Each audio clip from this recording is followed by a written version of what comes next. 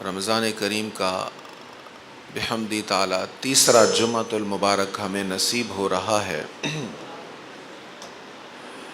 آج 16 رمضان کریم ہے اور 17 رمضان المبارک کو یوم الفرقان کہا جاتا ہے۔ فرقان کا مطلب ہوتا ہے حق اور باطل میں فرق کرنے والی شے۔ فرقان اس چیز کو کہتے ہیں جو حق اور باطل میں فرق کر دے۔ تو اس کو یوم الفرقان اس لیے کہا جاتا ہے کہ اس دن حق اور باطل میں بڑا واضح فرق ہو گیا تھا اور عالم عرب کو پتہ چل گیا تھا کہ اسلام حق ہے اور اس کے مخالفین باطل پر ہیں۔ 17 رمضان کو معرکہ حق و باطل غزوہ بدر ہوا۔ اس جنگ کا پس منظر یہ ہے کہ نبی رحمت صلی اللہ تعالی علیہ وآلہ وسلم نے اصحاب سے مشورہ کیا کہ اہل مکہ کا، مشرکین مکہ کا جو تجارتی قافلہ واپس مکہ معظمہ آ رہا ہے اس قافلے کو روکا جائے۔ بعض سیرت نگاروں نے یہاں پر تاویلات پیش کی ہیں، لیکن درست روایات یہی ہیں، کیونکہ کفار کی طرف سے مسلمانوں کو مسلسل ستائے جانے کا معاملہ رک نہیں رہا تھا، تو سرکار کریم علیہ الصلاۃ والسلام نے ان کو معاشی طور پر یہ اس معاملہ سے دوچار کرنے کے لیے، تاکہ وہ مسلمانوں کو تنگ کرنا چھوڑ دیں، آپ نے حکمت عملی تدبیر فرمائی۔ اور یہ یاد رہے کہ حضور علیہ الصلاۃ والتسلیم کا کوئی فیصلہ ایسا نہیں ہوتا تھا جو آپ کی اپنی مرضی سے ہوتا تھا۔ وما ينطق عن الهوى ان هو الا وحی یوحى، حضور وہی کہتے ہیں جو رب کی طرف سے حکم ہوتا ہے، اپنی مرضی سے کچھ نہیں کہتے۔ بلکہ ایک صحابی حضور کی حدیثیں لکھا کرتے تھے، تو ہر حدیث لکھتے، جو بھی آپ فرماتے وہ لکھتے۔ تو ایک دن انہوں نے لکھنا چھوڑ دیا، حضور نے دیکھا تو پوچھا اب لکھ نہیں رہے؟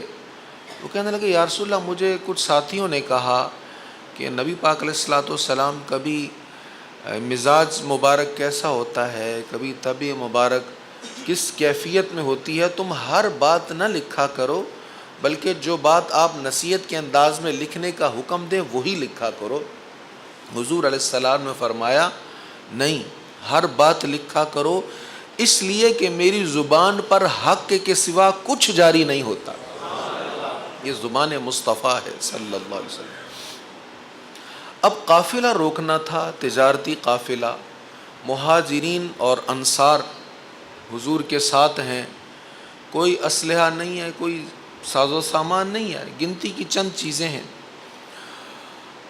یہاں تک کہ سواریاں بھی پوری نہیں ہیں۔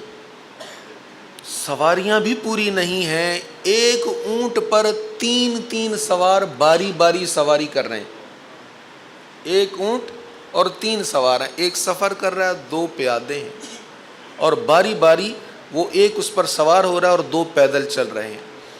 اچھا، حضور صلی اللہ تعالی علیہ وآلہ وسلم کا کریمانہ انداز دیکھیں، حضور کا مساوات دیکھیں کہ سرکار کریم علیہ الصلاۃ والسلام جس اونٹ پر سوار ہیں اس میں بھی 2 شریک ہیں، حضور کے ساتھ حضرت علی ہیں اور حضرت زید ہیں۔ عرض کیا یا رسول اللہ آپ سوار ہوں، ہم پیدل چلتے ہیں، ہم غلام ہیں، آپ آقا ہیں۔ فرمایا نہیں، جیسے سب باری باری اترتے ہیں پیدل چلتے، میں بھی ایسے ہی چلوں گا۔ ابو سفیان اس وقت اسلام قبول نہیں کیا تھا، قافلہ کے سردار ہیں، ان کو پتہ چل گیا کہ ہمارا تجارتی قافلہ روکنے کی تیاری ہو رہی ہے۔ اس نے قافلے کا رخ تبدیل کر لیا اور جس سمت قافلے کو روکنا تھا وہ راستہ بدل کر دوسرے راستے سے وہ مکہ پہنچ گیا، اور پہنچنے سے پہلے ایک تیز رفتار سوار کو مکہ میں بھیجا دمدم غفاری کو اور اس کو کہا کہ جاؤ اور جا کر اہل مکہ سے کہو کہ جلدی اپنے قافلہ کی مدد کو پہنچ جاؤ۔ اب دمدم غفاری مکہ میں پہنچ جاتا ہے اور لوگوں کو موٹیویٹ کرنے کے لیے، ان کے جذبات کو برانگیختہ کرنے کے لیے اس نے اپنے اونٹ کے کان کاٹ دیے، اس کی ناک کاٹ دی، خون آلود کر دیا اور شور مچانا شروع کر دیا، مکہ والو تمہارا قافلہ لوٹ لیا، محمد اور اس کے اصحاب نے تمہارے قافلے کو لوٹ لیا، اپنا مال و متاع بچا لو، الغیاث الغیاث، مدد کرو مدد کرو، مدد کو پہنچو۔ اب سارے لوگ اکٹھے ہو گئے، سب پریشان۔ اب یہ تجارتی قافلہ ایسا تھا کہ اس میں مکہ کے ہر گھر کی انویسٹمنٹ تھی، ہر گھر جو مکہ کا تھا، مشرکین کا ہر گھر کا کچھ نہ کچھ حصہ تھا۔ اب سب کے متعلقہ بات تھی۔ اب سب اکٹھے ہو گئے۔ اب ابو جہل شور مچانے لگا، چلو اب ہم بدلہ لیں گے، انہوں نے کیا سمجھا ہے ہمیں مسلمانوں نے، ہمارا قافلہ لوٹیں گے، اب چھوڑیں گے نہیں ہم انہیں۔ اب ابو جہل سب کو ابھار رہا ہے، لیکن سب لوگ ڈرے ہوئے ہیں، سہمے ہوئے ہیں۔ اس کی وجہ یہ تھی کہ 3 دن پہلے حضور کی صلی اللہ علیہ وسلم کی پھوپھی عاتکہ کو ایک خواب آیا تھا۔ اس نے خواب یہ دیکھا کہ ایک شخص باہر سے آیا ہے اور مکہ کے قریب آ کر اونچی آواز سے سب اہل مکہ کو آواز دے کر کہتا ہے، او دھوکے بازو، اہل مکہ کو، مشرکین کو مخاطب کر کے کہتا ہے، او دھوکے بازو، چلو 3 دن کے بعد اس مقام کی طرف پہنچو جہاں تمہیں قتل کیا جائے گا۔ پھر وہ شخص، اس کے پیچھے لوگ آتے ہیں اس کی بات سننے کے لیے، وہ حرم میں پہنچ جاتا ہے، یہاں تک کہ وہ کعبے کی چھت پہ چڑھتا ہے اور یہی اعلان کرتا ہے۔ پھر وہ جبل ابو قبیس پر چڑھتا ہے اور یہی اعلان کرتا ہے، اور اس کے بعد وہاں سے ایک بڑا پتھر نیچے پھینکتا ہے وہ شخص، وہ جو سب اہل مکہ کو کہہ رہا ہے کہ وہ دھوکے بازو، 3 دن کے بعد اس مقام کی طرف پہنچو جہاں تمہیں قتل کیا جائے گا۔ وہ پھر ایک پتھر نیچے پھینکتا ہے، وہ بڑا پتھر نیچے آتے تک ٹوٹ جاتا ہے اور اس پتھر کے کنکر بن جاتے ہیں، اور مکہ شریف کا کوئی گھر ایسا نہیں جہاں وہ کنکر نہیں گرتے۔ اب اس کی تعبیر بڑی سادہ سی تھی کہ مکہ کے ہر گھر پر آفت آنے والی ہے، اور 3 دن کے بعد سب نے وہاں پہ خود جانا ہے جہاں انہوں نے قتل ہونا ہے۔ اب یہ خواب جو تھا یہ سب لوگوں تک پہنچ گیا۔ ابو جہل نے شور مچایا، اس نے کہا، پہلے تو اس خاندان کا ایک فرد تھا وہ نبوت کا دعویٰ کر رہا تھا، اب یہاں کی عورتیں بھی نبوت کا دعویٰ کرنے لگ گئیں۔ اس نے حضرت عباس کو بلایا اور بلا کر سخت زبان استعمال کی کہ تمہارے خاندان کی تو عورتیں بھی نبوت کے دعوے کرنے لگ گئیں اور پیش گوئیاں کرنے لگ گئی ہیں، اگر 3 دن کے بعد کوئی واقعہ پیش نہ آیا تو ہم سب سرداران مکہ یہ ڈکلیئر کر دیں گے کہ آپ کا خاندان جھوٹا خاندان ہے۔ اب 3 دن کے بعد یہ واقعہ پیش آ گیا۔ وہ آ کر کہہ رہا ہے، وہ جو جس کو بھیجا تھا ابو سفیان نے، وہ آ کر سب کو کہہ رہا ہے کہ تمہارا قافلہ لوٹ لیا گیا، اپنے قافلہ کی مدد کو پہنچو۔ اب ابو جہل سب کو جب تیار کر رہا ہے تو سب ڈر رہے ہیں، وہ سب کو وہ خواب یاد آ رہا ہے کہ عاتکہ نے تو کہہ دیا تھا کہ خواب میں کہا گیا ہے کہ 3 دن بعد چلو اس مقام کی طرف جہاں تمہیں قتل کیا جائے گا۔ ابو جہل لوگوں کو تیار کرتا ہے، قافلہ تیار ہو گیا، 900 سے زائد افراد اس دور کے مطابق جدید اسلحہ سے لیس ہو کر خوب جنگی ساز و سامان لے کر بدر کی طرف چل پڑتے ہیں۔ عالم یہ ہے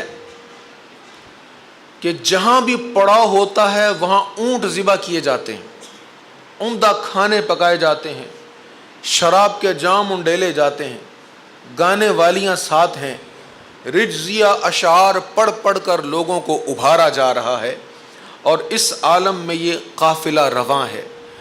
ادھر نبی رحمت صلی اللہ تعالی علیہ وآلہ وسلم کو یہ خبر پہنچ جاتی ہے، بتا دیا جاتا ہے کہ قافلہ نے اپنا رخ بدل لیا اور تجارتی قافلہ مکہ شریف پہنچ گیا، لیکن مشرکین مکہ جنگ کرنے کے لیے بدر میں پہنچ گئے ہیں۔ حضور صلی اللہ تعالی علیہ وآلہ وسلم جنگ کرنے کے لیے تو نہیں تشریف لائے تھے، اور نہ ہی جنگ کی تیاری تھی، مختصر سامان تھا۔ کتنا سامان تھا؟ حافظ جلندری بڑے خوب انداز میں لکھتے ہیں، تھے ان کے پاس 2 گھوڑے 6 زرہیں 8 شمشیریں،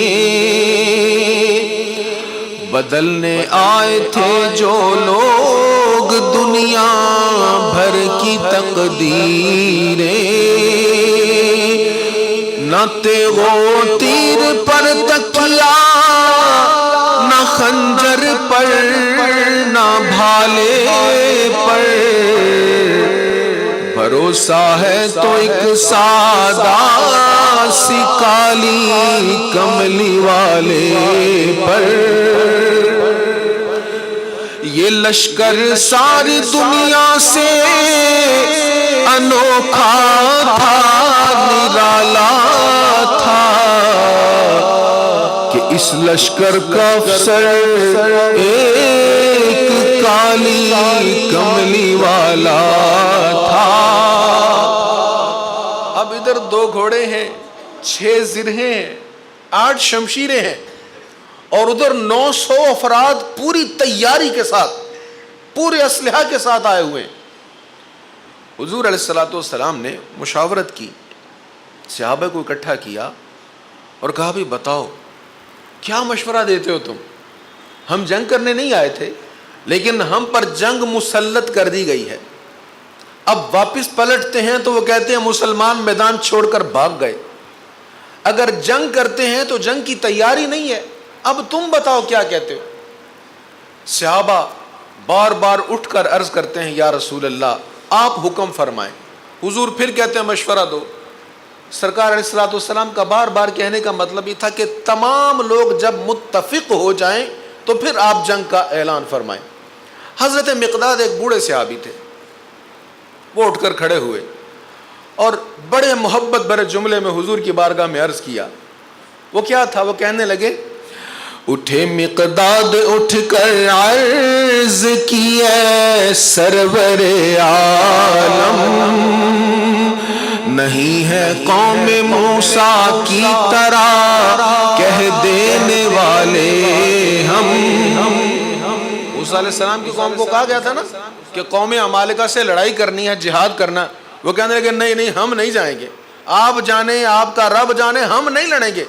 مقداد اٹھ کر عرض کرنے لگا یا رسول اللہ ہم قوم موسیٰ تھوڑا ہیں، یا رسول اللہ میرے بڑھاپے کو نہ دیکھیں، میرے اندر محبت دیکھیں، ہم قوم موسیٰ نہیں ہیں، حضور آپ کا حکم چاہیے۔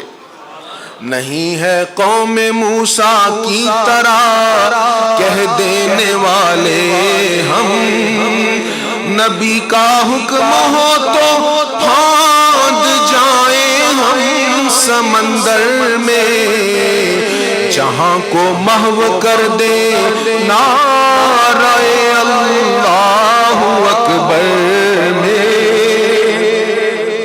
حضور حکم فرمائے، ہم اپنی جانیں ہتھیلیوں پر رکھ کر حاضر ہیں۔ سرکار علیہ الصلوۃ والسلام نے جب صحابہ کا یہ جذبہ دیکھا تو حضور علیہ السلام نے فرمایا ٹھیک ہے ہم جہاد کریں گے۔ آج رات عبادت کی رات ہے، ساری رات عبادت کرتے رہے صحابہ، ادھر شراب کے جام لٹائے جا رہے ہیں اور ادھر صحابہ عبادت کر رہے ہیں۔ حضور علیہ الصلوۃ والسلام کے لیے عریش بنایا گیا، ایک چھپر بنایا گیا، سرکار وہاں پر جلوہ فروز ہیں۔ سیدنا صدیق اکبر رضی اللہ تعالیٰ عنہ حضور علیہ الصلوۃ والسلام کے جلووں پر پہرا دے رہے ہیں، مولا علی بار بار آتے ہیں، حاضری دیتے ہیں، پھر تشریف لے جاتے ہیں۔ سرکار علیہ الصلوۃ والسلام اللہ کی بارگاہ میں دعا کر رہے ہیں اور روئے جا رہے ہیں اور عرض کر رہے ہیں یا اللہ کرم فرما، یا اللہ مدد عطا فرما، یا اللہ آج تیرے محبوب اور اس کے غلام صحابہ، یہ لٹا پٹا قافلہ جن کے بدن پر لباس بھی پورا نہیں ہے، آج ان کی مدد فرما دے۔ اور حضور علیہ الصلوۃ والسلام روئے جا رہے ہیں، سیدنا صدیق اکبر حضور علیہ الصلوۃ والسلام کو چپ کروا رہے ہیں. سرکار کی چادر مبارک کندھے سے بار بار نیچے گر جاتی ہے. چادر ٹھیک کرتے ہیں اور کہتے ہیں یا رسول اللہ بس کریں, حضور چپ کر جائیں, حضور نہ روئیں, اللہ تعالیٰ ضرور مدد فرمائے گا. سرکار دعا کر رہے ہیں اور پھر حضور علیہ الصلوۃ والسلام کہتے ہیں, نعرہ لگا کر کہتے ہیں, ابو بکر وہ دیکھو میں نے جبریل کو دیکھا ہے, جبریل فرشتوں کا قافلہ لے کر مدد کے لیے آ گیا ہے. اللہ اکبر. اب 300 سے کچھ زائد صحابہ ہیں, 300 سے کچھ زائد, 313 عام طور پہ کہا جاتا ہے. 2 صحابہ جن کو مکہ میں قید کیا گیا ہے وہ چھوٹ جاتے ہیں, بھاگ کر آ جاتے ہیں. راستے میں کافروں نے پکڑ لیا, انہوں نے کہا تمہیں شرط پر چھوڑیں گے کہ تم جنگ نہیں کرو گے. انہوں نے کہا ٹھیک ہے ہم جنگ نہیں کریں گے. چھوٹ گئے, حضور کی بارگاہ میں آ گئے, یا رسول اللہ ہم تو جنگ کریں گے. افرادی قوت کا یہ عالم ہے, 300 افراد ہیں, مقابلے میں 900 سے زائد ہے اور اسلحہ بھی نہیں ہے, ہم تو لڑیں گے, حضور اجازت دیں. اب جب جنگ کا وقت ہوتا ہے, ہمارے ہاں کہاوت کیا ہے, محبت اور جنگ میں سب جائز ہے. غلط کہاوت ہے, لیکن کہا جاتا ہے کہ جنگ میں سب جائز ہے. تو جرنیل کی نظر میں یہ ہوتا ہے, کمانڈر ان چیف کی نظر میں یہ ہوتا ہے میں نے ہر حال میں جنگ جیتنی ہے اور میں نے ہر حال میں اپنی قوت کو مجتمع کرنا ہے. جب حضور سے یہ کہا نا یا رسول اللہ ہمیں رستے میں پکڑا تھا اور انہوں نے اس وعدے پر چھوڑا, اگر نہیں لڑو گے تو پھر چھوڑوں گا. حضور نے فرمایا تم اپنا وعدہ پورا کرو, اللہ ہماری مدد کرے گا. پوری تاریخ انسانیت دیکھ لیں, ایسی وفا, ایسا عہد نبھانا آپ کو کہیں نظر نہیں آئے گا. اللہ اکبر. سرکار علیہ الصلوۃ والسلام سطریں سیدھی کرواتے ہیں, حضرت سواد سطر سے تھوڑا سا آگے ہیں. حضور نے ہر جگہ ڈسپلن سکھایا ہمیں. نماز کے لیے کہا سطریں سیدھی رکھو, ساتھ ملاؤ, کندھے سے کندھے جوڑ لو اور پاؤں دیکھ کر سطروں کو سیدھا کر لو. حضور نے پابندی فرمائی, ہمیں ہر جگہ ڈسپلن سکھایا اور ہم ہر جگہ اس کی خلاف ورزی کرتے ہیں. جنگ میں بھی حضور نے ڈسپلن بتایا, صفیں سیدھی فرمائی. حضرت سواد تھوڑے سے آگے تھے, حضور نے پیٹ ان کا ننگا تھا, چھڑی ماری, کہا پیچھے ہو جاؤ, برابر ہو جاؤ, اس طرف برابر ہو جاؤ, سوا برابر آ جاؤ. وہ کہنے لگے برابر ہو گئے, کہنے لگے یا رسول اللہ مجھے تکلیف ہوئی ہے, آپ نے مجھے مارا, مجھے تکلیف ہوئی ہے, مجھے عدل چاہیے. اللہ اکبر. اب ایسے عالم میں عدل کی ڈیمانڈ ایک عجیب سی بات تھی, مجھے تکلیف ہوئی ہے. سرکار کریم علیہ السلام نے چھڑی پکڑائی اور کہا لو بدلہ لے لو, بدلہ لے لو. وہ کہنے لگے یا رسول اللہ میرا تو پیٹ ننگا تھا, آپ کا تو پیٹ ننگا نہیں ہے. حضور نے بٹن مبارک کھول دیے. صحابہ دیکھ رہے ہیں کہ ایک غلام اپنے آقا سے بدلہ لینے کے لیے آگے بڑھ رہا ہے. حضور نے فرمایا لے لو بدلہ. جب حضور نے بٹن مبارک کھولے, دیوانہ وار حضور کے جسم سے چمٹ گئے اور بوسے لینے لگ گئے. حضور نے فرمایا یہ کیا کر رہے ہو؟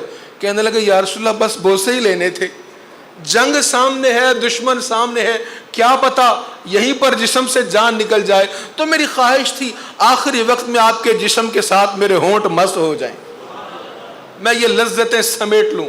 یہ جذبات تھے صحابہ علیہم الرضوان کے. جنگ کا آغاز ہو گیا.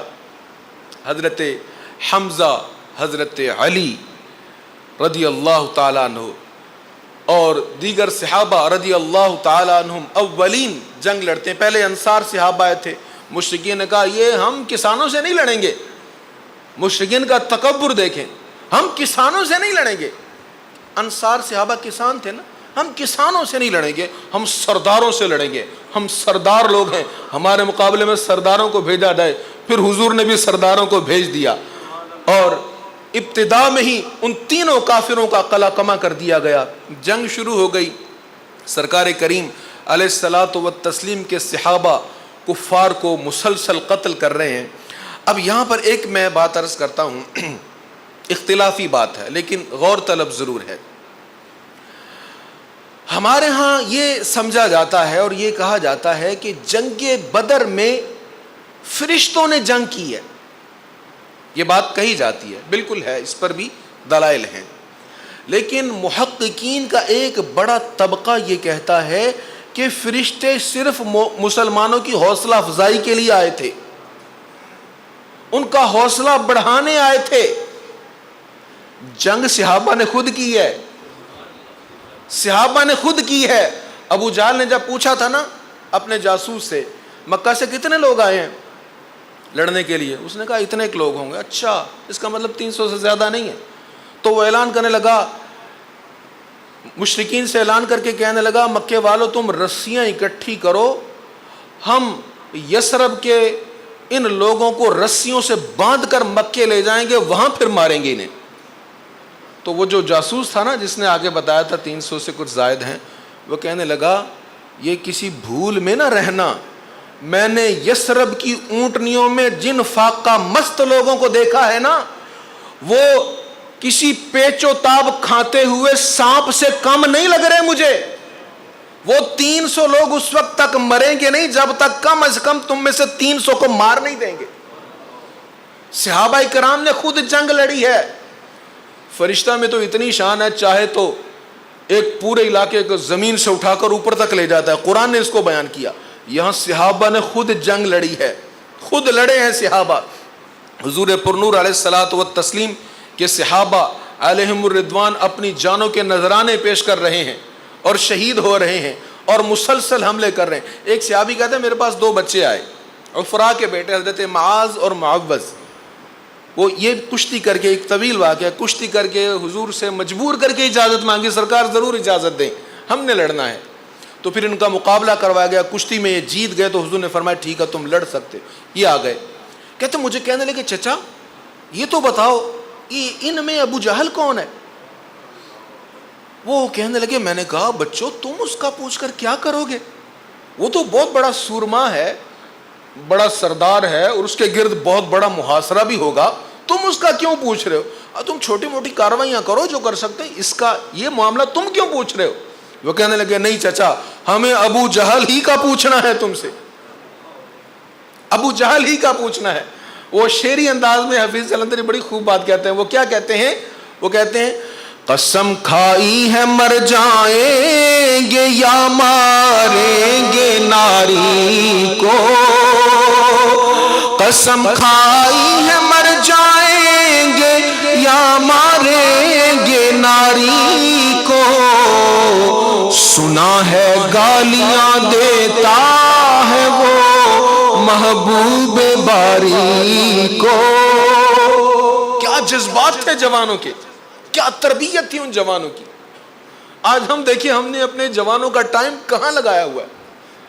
ہمارے بچے جب بڑے ہوتے ہیں تو ان کی ایکٹیویٹیز کیا ہیں، مصروفیات کیا ہیں۔ وہ ڈاکٹر کہتے ہیں بھئی آپ جو کھائیں گے وہی آپ بنیں گے، لیکن صوفیہ کہتے ہیں جو تم دیکھو گے وہی تم بنو گے۔ ہم کیا دکھا رہے ہیں، کیا بنا رہے ہیں۔ ایک وہ صحابہ تھے، صحابی کہتے ہیں میں نے اشارہ کیا، وہ ہے، اشارہ کر کے بتایا کہ وہ کتنے سارے لوگوں کے محاصرہ کے اندر جو لوہے کا لباس پہنے ہوئے نا، یہ ابو جہل ہے۔ کہتے پھر بس یہ اشارہ کرنے کی دیر تھی، بجلی کی تیزی کے ساتھ بھاگے اور دونوں نے حملہ کر کے اس کو نیچے گرا دیا، اور ایک بھائی کا بازو کٹ گیا۔ اس لڑائی میں ایک بھائی کا بازو کٹ گیا، وہ کٹے ہوئے بازو کے ساتھ حضور کی بارگاہ میں حاضر ہوا اور آ کر عرض کرنے لگے دونوں، یا رسول اللہ میں نے ابو جہل کو مارا۔ دوسرا کہتا یا رسول اللہ میں نے ابو جہل کو مارا۔ حضور علیہ الصلوۃ والسلام نے تلواریں دیکھی، دونوں کی تلواریں سرخ ہیں، فرمایا اس قوم کے فرعون کو تم دونوں نے مارا ہے، تم دونوں نے مارا ہے۔ اور سرکار علیہ الصلوۃ والتسلیم کلمات تحسین عطا فرماتے ہیں، لمبی داستان ہے اور بڑے عشق و محبت والی باتیں ہیں، چند باتیں عرض کرتا ہوں۔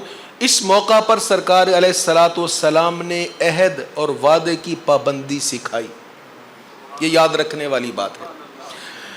بدر کے قیدیوں کو زنجیروں میں جکڑ کر مدینہ منورہ لایا گیا، اور کثیر تعداد میں ان لوگوں نے اسلام قبول کر لیا۔